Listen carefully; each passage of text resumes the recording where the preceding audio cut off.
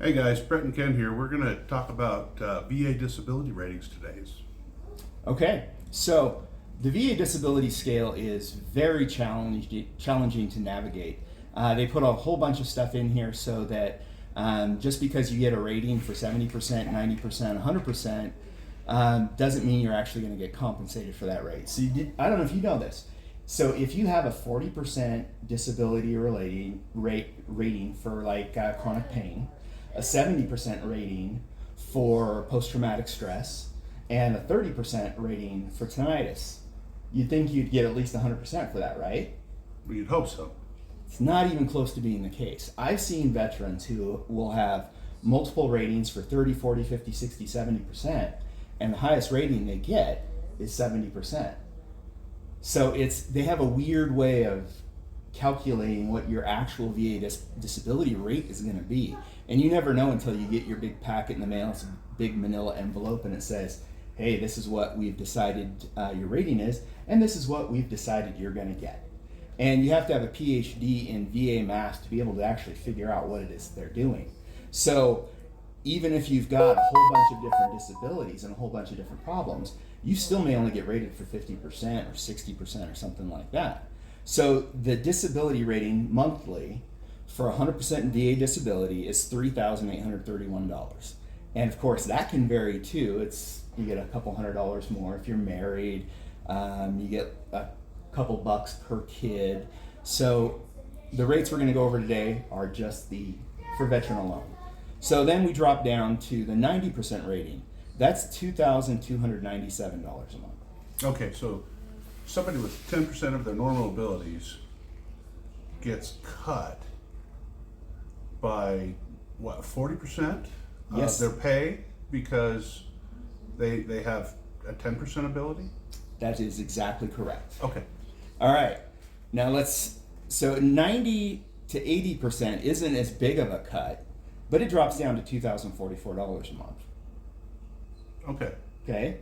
And then 70% drops down to $1,759 a month. It's a pretty substantial drop there. Mm-hmm. And then if we go all the way down the scale, it drops off, and the lowest rating is right around $500 a month is what you can get. So if you have anything at that 10% level, it's about $500.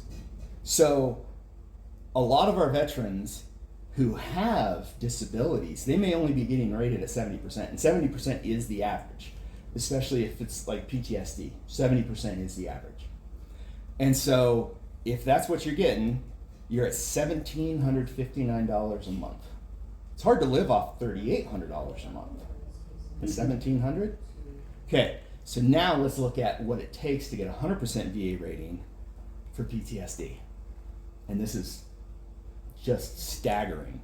So you have to have one or a combination of the following symptoms in order for the VA to rate you at 100% for PTSD.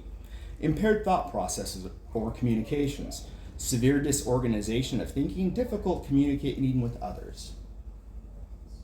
Okay? Mm-hmm. I think most of us are kind of in that range. You know, we have those. We don't want to really talk to other people when we have PTSD. So No, you have a tendency to shut down, and especially when you know anything you say is going to come out wrong. absolutely. So if you have just that one alone, you're not going to get a 100% rating. It's got to be a combination of these others.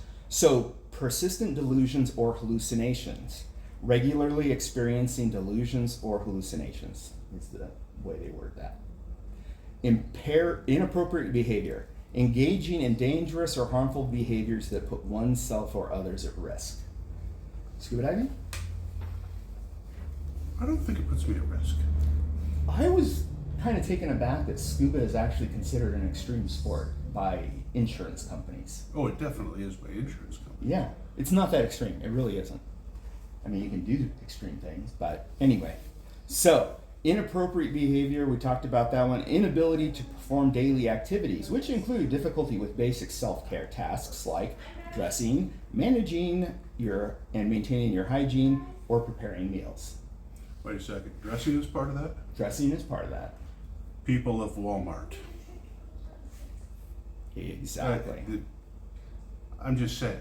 Mhm. You know, we talk about dressing being part of it. how many people have you seen in Walmart that, you know, have problems dressing? Oh yeah, yeah. Apparently PTSD is more prevalent than I thought. You know, Or either that or people without PTSD don't always have great taste. and we talk about things that make PTSD worse. For me, Walmart, that's on the top of the list. When I go to Walmart, it's midnight or like 6 in the morning. I will never be at a Walmart on the 1st or the 15th. When welfare checks and food stamps come out, the place is packed. I'm gonna have to trust you on this. I don't make it shopping that often. Yeah. Yeah. Well, I live in a small town. Walmart's kind of our. Only store there, Yeah. isn't it? We have a Ridley's as well, but getting in and out of that Ridley's parking lot from where I live, not great. Love Ridley's, I really do, but it's just terribly inconvenient for me from where I come from, in the Okay. direction of travel anyway. So this takes us to our next one, disorientation. I think we got disoriented in our conversation. I apologize, but you were mentioning people of Walmart. I realize it was not on purpose, but you still, Right? if you have inabilities to dress yourself, but you might also be disoriented. That's good. None of this stuff is scripted. This is actually just us talking. But yeah, it rolls right into this one. So confusion about time, date, or surroundings is part of the disorientation there. So yeah, so Brett and I definitely qualify for 100% on the VA scale. And then here's the final criteria is memory loss. Forgetting the names of close friends, relatives, their own occupation, or their own name. So those don't sound terribly severe, right? But these have to be to a level that whoever is doing your compensation and pension rating Can realize it. They have to think that this is debilitating. So you can have all of these symptoms, and they can all be fairly severe, but you're never ever going to get this rating. And I can tell you, hi Ocean. Again, unscripted. Unscripted. Ocean on a scooter. Who would have thought that would happen? So I've never actually heard of anybody who has any functionality at all who can have a conversation who has received a 100% rating through the VA for PTSD. It just not something that happens. So for PTSD, most of us who get a rating for it, like my rating is 70%. Okay. And I've never heard of anybody at 80 or 90%. I've never met anybody at least who's opened up and said that that's their level. Most of the people who work through the counties, the VA reps, things like that, they'll tell you the same thing. It's right around 70% is the average, and very, very rarely does anybody even get 80%, let alone 100%. Okay. So, and then on the other side of that, in conjunction with VA disability, you can get Social Security disability as well, but that's like $1,800 a month. I think it's right around the maximum that almost everybody's going to get. If you've been putting into Social Security your whole life and you're disabled at around 40, the most you're going to get is about $1,800. So Okay. you could technically get with VA and Social Security, right, $5,500-ish. Still not a lot of money, especially not in today's world. No, No. definitely not. So when we talk about getting scholarships for our veterans and first responders with PTSD, and we're going to do another video on how abysmal disability ratings are for first responders. But this, if you got a couple of kids, and especially if you're at that 70% rating, you still got to work somewhere. Mm-hmm. And you may be pretty much completely disabled at 70% and non-functional, but it is what it is. So we're trying to get scholarships to help our veterans and first responders get involved in scuba, because one of the reasons that we take these career paths and fields is because we're physical, outdoors kind of people. Mm-hmm. And then you get hurt on the job, doing the job that our nation's asked us to do, and you can't do the things you used to do. You may not be able to go running or hiking or skiing or snowboarding or any of those kind of things. And scuba's unique because it's a lot easier on your body. Oh yeah, especially for the bigger people or people with arthritis issues, people with pain issues. Mm-hmm. How many times have you noticed that your pain goes down while you're under the water? Oh yeah. Yeah, I've got chronic pain. I take enough opium each day to kill ocean. I mean, yeah, Yeah, it's, absolutely. And you look, not only look at that, but when you think about things like tinnitus, you mentioned tinnitus. One of the unfortunate things, if you're doing the jobs that you and I have done all these years, tinnitus is very much going to be a part of your life. absolutely it is. And the only time that tinnitus goes away is underwater. Yes. Sometimes it still wants to go on while I'm in the water for me, but Yeah. sometimes I can get total relief of the tinnitus, other times it's just a minor relief, but that's a huge piece, Oh yeah. massive piece. You're weightless, the tinnitus goes away, and there's a lot of research being done on how scuba helps relieve the symptoms of PTSD. Oh yeah. Oh yeah. Well, it's like that whole oxygen toxicity piece. If you're a certified diver, you know this, but oxygen toxicity, one of the key things is irritability and dizziness, right? That can happen to you. You don't find yourself irritated underwater that often. Very true. Very true. Even when teaching a scuba class, you don't find yourself irritated normally. Normally, there's always that one student. That student likes to sneak in one or two times a year. Yes, they do. They certainly do. And if that happens and I'm teaching with Brett, guess who gets that student? Then he will pass that student off to me. I've only done that once. It's true. I kept that one lady for quite a while. That's true also. It's true. It's true. So you want to go over just some of the rough expenses that these people are looking at when we do this stuff? Yeah, so the first thing is, what is the cost of certification? National average for a scuba certification is right around $1,000. That's a lot. That's a healthy chunk out of $1,700. $1,700. Yeah, that's a huge chunk. And then after that, your scuba gear. Average amount most divers will spend on scuba gear to just get started. Yes, $3,500 to $4,000, right in there. I'd say I'd estimate it at.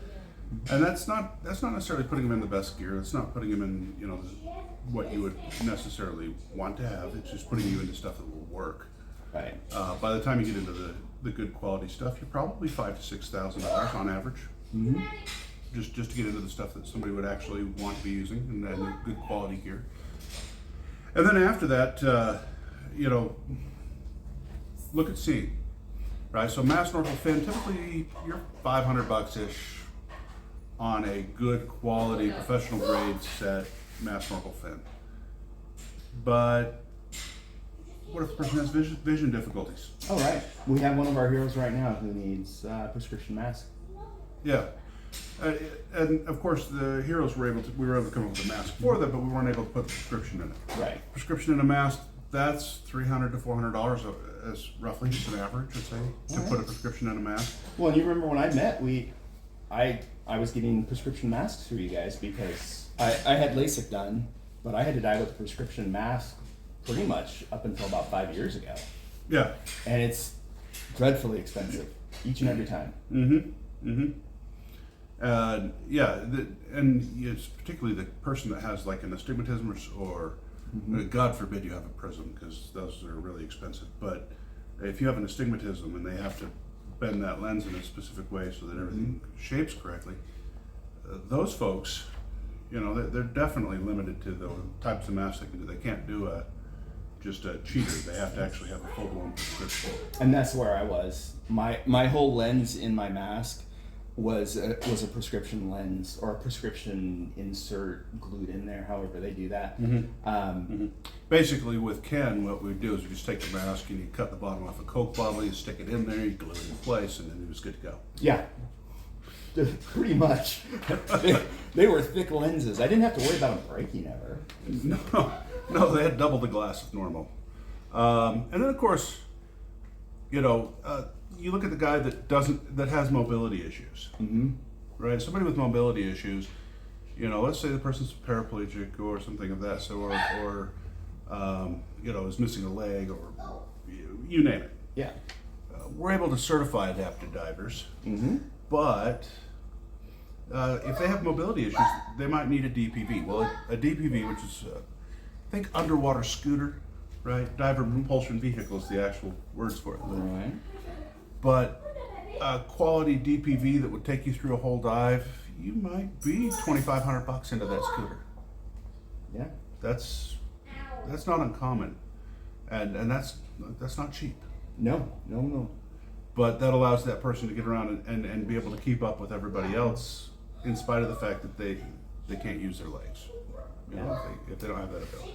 And the other part of that, though, too, is if you're diving multiple times a day, like when we go on some of these trips, if you're doing 3 dives, you have to have spare batteries for those Yeah. DVDs. Yeah, and the batteries are actually one of the most expensive parts of the DPV. So it's one of those things you want to keep in mind that some of these folks are going to need a little extra money spent on them, more than a normal person. Mm-hmm. You know, if PTSD was their only issue, they usually can get by without a DPV. But if they've got a physical problem as well, the DPV becomes paramount for them. Absolutely. And then, of course, there's the price of trips. Mm-hmm. You know, typically, you price these things out, and there are levels to these things. But a moderate trip, I would say, typically the person's going to spend $3,000 on a moderate trip per person to go visit someplace nice, and it goes up from there. Absolutely. Clearly we've gone places that were far more expensive than $3,000, and we've gone places that were a little less. A little less. That's a bottom end trip. That's really not a top end trip at $3,000. Right. And most of our veterans and first responders with PTSD that we're taking on these trips, we're trying to take their wives along with them. And so if you're looking at that $1,700 a month disability rating, this is well outside of anything they're ever going to be able to do, no matter how good they are with their money. Yeah, even if that's true. You were talking about being able to manage your finances, but a trip for a family, I mean, you might, husband and wife only, you might be actually talking about 5-6 months of their disability. Oh, absolutely. And what do they do the rest of the year? Mm-hmm. And these trips that we take our heroes on, this isn't just us going out and letting them play in the tropics and having a good time. This is part of our treatment process. We're trying to keep them involved physically and mentally. That's one of the things that any of us who have disabilities, that's a big part of it, physical and mental activity. And this is something that they can do. Fortunately, the way Idaho Dive Pirates has been setting up these trips that we're using for the foundation is they're all inclusive. So when you go, your drinks, your food, all of that stuff is paid for in that package price. Mm-hmm. So these for a lot of these folks is a once in a lifetime opportunity, and it really does help change their lives. I mean, I know I feel better physically after diving, unless the water's really cold. I did not feel good after that Bear Lake dive with the sheriff's office. The one in the spring. The one in the spring. The one in the fall was fine. We had a great time in the fall. That was fantastic. The viz was beautiful. Mm-hmm. Beautiful. Yeah, if you guys follow our page, you will have. But you can look back in time and see the photos. It really was nice water. It was. It wasn't like the tropics, right? It was rocks at the bottom instead of having coral, but it was still nice and clear. And those carp were amazing. Oh yeah. So, what we're asking for is any help you guys can give us financially. If you can donate equipment, things like that we can use, or help purchase scuba gear that we can use. Because our goal is to have 10 sets that even if we don't get a full scholarship for somebody, we'll have 10 sets here that any of our heroes can come in and just take it, use it, and then bring it back, and then we can use it for the next person. So if you go to heroesdivingforthesea.org, we have on our donation page where you can donate directly through there.